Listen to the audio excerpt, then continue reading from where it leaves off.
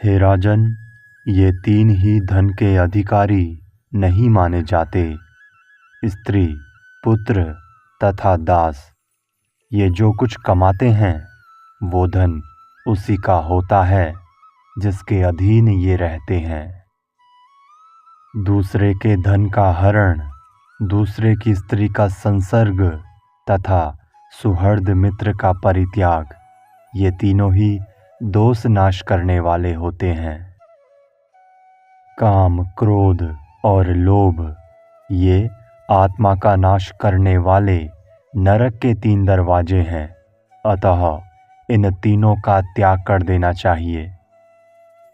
हे भारत, वरदान पाना, राज्य की प्राप्ति और पुत्र का जन्म, ये तीन एक और शत्रु के कष्ट से छूटना, ये एक तरफ, वे तीन और ये एक बराबर ही है। भक्त, सेवक तथा मैं आपका ही हूँ, ऐसा कहने वाले इन तीन प्रकार के शरणागत मनुष्यों को संकट पड़ने पर भी नहीं छोड़ना चाहिए। थोड़ी बुद्धि वाले, दीर्घसूत्री, जल्दबाज और स्तुति करने वाले, इन लोगों के साथ गुप्त सलाह नहीं करनी चाहिए। ये चारों महाबली राजा के लिए त्यागने योग्य बताए गए हैं। विद्वान पुरुष ऐसे लोगों को पहचान ले। हे तात, गृहस्थ धर्म में स्थित लक्ष्मीवान, आपके घर में चार प्रकार के मनुष्यों को सदा रहना चाहिए। आपके कुटुंब का बूढ़ा, संकट में पड़ा हुआ उच्च कुल का मनुष्य, धनहीन मित्र और बिना संतान की बहन। हे महाराज, इंद्र के पूछने पर उनसे बृहस्पति जी ने जिन चारों को तत्काल फल देने वाला बताया था, उन्हें आप मुझसे सुनिए। ये है देवताओं का संकल्प, बुद्धिमानों का प्रभाव, विद्वानों की नम्रता और पापियों का विनाश। ये चार कर्म भय को दूर करने वाले हैं, किंतु वे ही यदि ठीक तरह से संपादित ना हो तो भय प्रदान करते हैं। वे कर्म हैं आदर के साथ अग्निहोत्र, आदर पूर्वक मौन का पालन, आदर पूर्वक स्वाध्याय और आदर के साथ यज्ञ का अनुष्ठान। हे भरत श्रेष्ठ, पिता, माता, अग्नि, आत्मा और गुरु, मनुष्य को इन पांचों की बड़े यत्न से सेवा करनी चाहिए। देवता, पितर, मनुष्य, सन्यासी और अतिथि, इन पांचों की पूजा करने वाला सदा यश प्राप्त करता है। हे राजन, आप जहाँ जहाँ जाएंगे वहाँ वहाँ मित्र, शत्रु, उदासीन, आश्रय देने वाला तथा आश्रय पाने वाला, ये पांच आपके पीछे लगे रहेंगे। पांच ज्ञानेंद्रियों वाले पुरुष की यदि एक भी इंद्रिय छिद्र दोषयुक्त हो जाए तो उससे उसकी बुद्धि इस प्रकार बाहर निकल जाती है जैसे मटके के छेद से पानी। हे राजन, ऐश्वर्य या उन्नति चाहने वाले पुरुषों को नींद, तंद्रा अर्थात ऊँघना, डर, क्रोध, आलस्य तथा दीर्घसूत्रता अर्थात जल्दी हो जाने वाले काम में अधिक देर लगाने की आदत, इन 6 दुर्गुणों को त्याग देना चाहिए। उपदेश न देने वाले आचार्य, मंत्रोच्चारण न करने वाले होता, रक्षा करने में असमर्थ राजा, कटु वचन बोलने वाली स्त्री, ग्राम में रहने की इच्छा वाले ग्वाले तथा वन में रहने की इच्छा वाले नाई, इन 6 को उसी भांति छोड़ दें जैसे समुद्र की सैर करने वाला मनुष्य फटी हुई नाव का परित्याग कर देता है। मनुष्य को कभी भी सत्य, दान, कर्मण्यता, अनसूया अर्थात गुणों में दोष दिखाने की प्रवृत्ति का अभाव, क्षमा और धैर्य, इन 6 गुणों का त्याग नहीं करना चाहिए।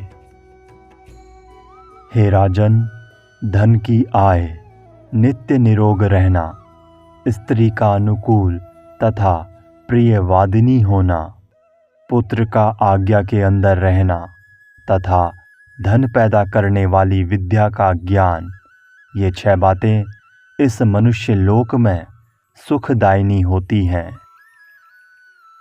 मन में नित्य रहने वाले 6 शत्रु काम, क्रोध, लोभ, मोह, मद तथा मात्सर्य, इनको जो वश में कर लेता है वो जितेंद्रीय पुरुष पापों से ही लिप्त नहीं होता।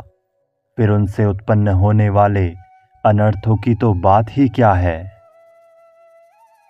ये 6 प्रकार के मनुष्य 6 प्रकार के लोगों से अपनी जीविका चलाते हैं। चोर असावधान पुरुष से, वैद्य रोगी से, मतवाली स्त्रियां कामियों से, पुरोहित यजमानों से, राजा झगड़ने वालों से तथा विद्वान पुरुष मूर्खों से अपनी जीविका चलाते हैं। क्षण भर भी देख रेख न करने से गाय, सेवा, खेती, स्त्री, विद्या तथा शूद्रों से मेल, ये 6 चीजें नष्ट हो जाती हैं। हे राजन, ये 6 सदा अपने पूर्व उपकारी का अनादर करते हैं।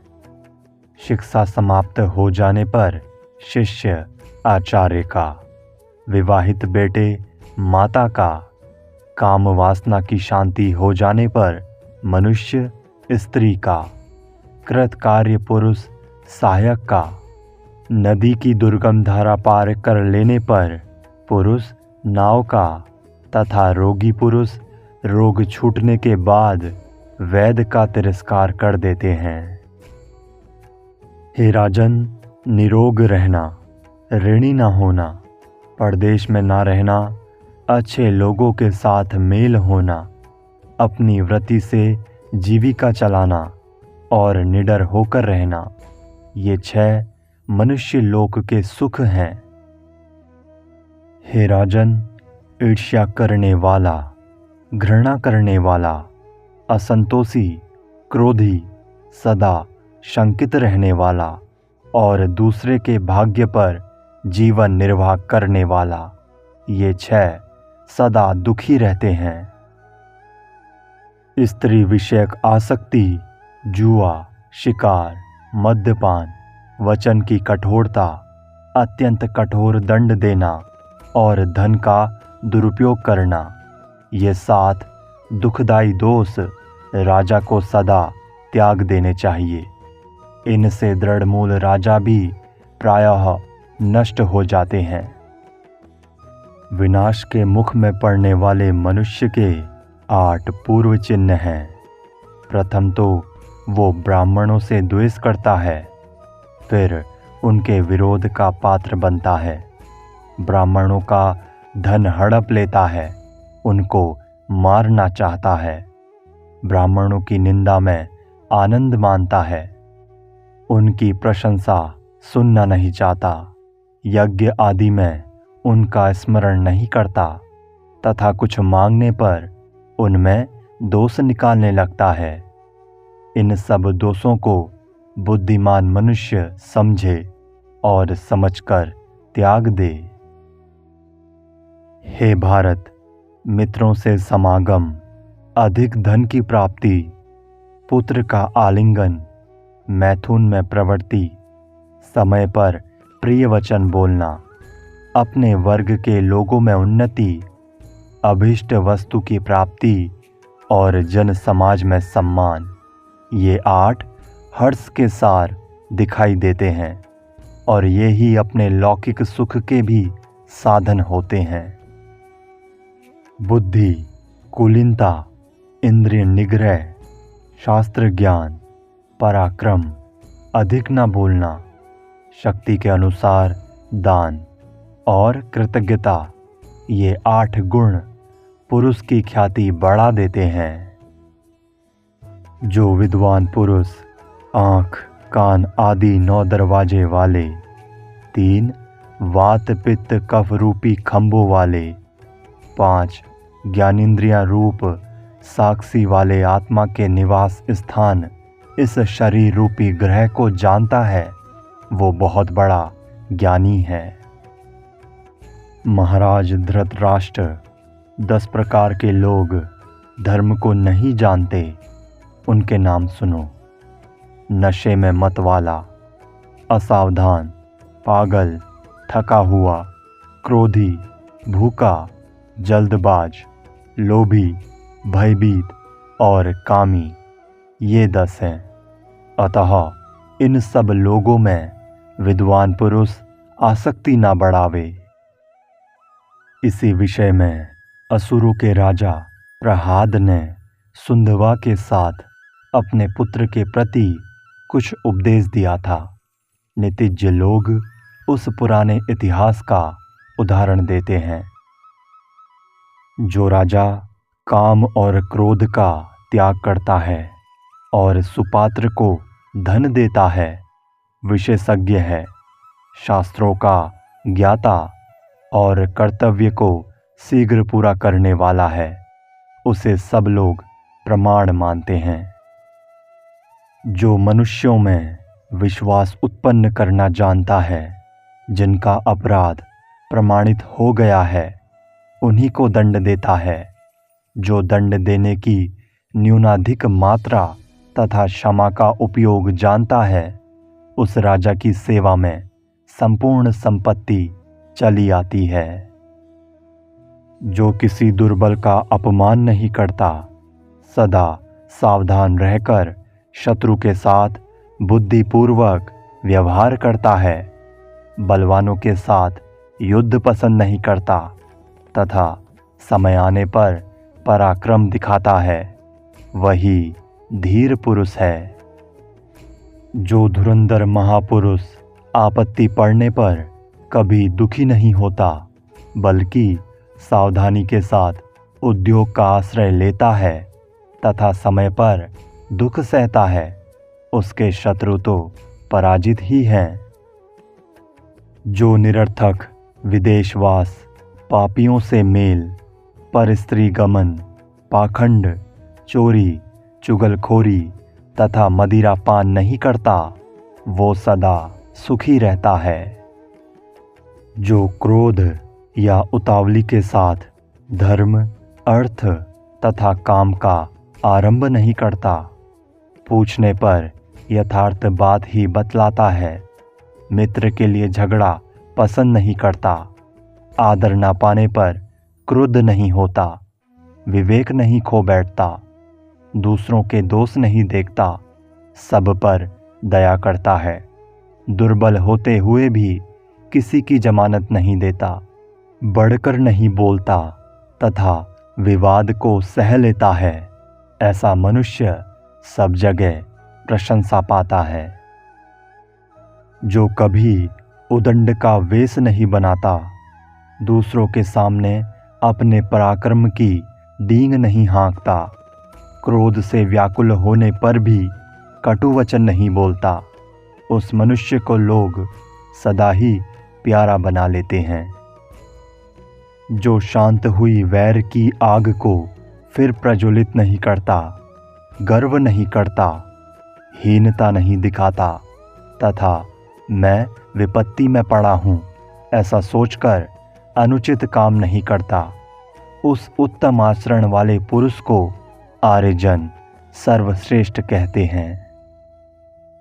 जो अपने सुख में प्रसन्न नहीं होता, दूसरे के दुख के समय हर्ष नहीं मानता और दान देकर पश्चाताप नहीं करता, वो सज्जनों में सदाचारी कहलाता है।